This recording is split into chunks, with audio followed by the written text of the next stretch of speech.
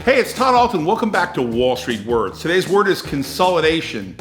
And now I don't mean consolidation of an industry, I mean consolidation on financial reporting. So I'm going to give you the best example I can. Everyone should know this. Berkshire Hathaway, ran by Warren Buffett and Charlie Munger. That company, Berkshire Hathaway, which is incorporated in Delaware, headquartered in Omaha, owns 80 other companies, some of them public, but most of them private. Berkshire Hathaway consolidates all their financial audits into one report in that 3433 Act filer with the S.E.C, and they consolidate all their financial accounting into one company and they report it publicly. That's called consolidation.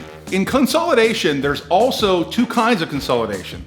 There's a kind of consolidation where you're doing financial reporting, like you're going to report on your 10Ks and 10Qs, words we've talked about before. Follow Wall Street Words to see that, just a little plug.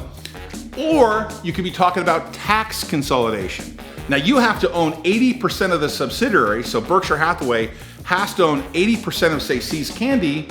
Now in this case it owns 100, but as long as it owns 80, it can consolidate in its tax return.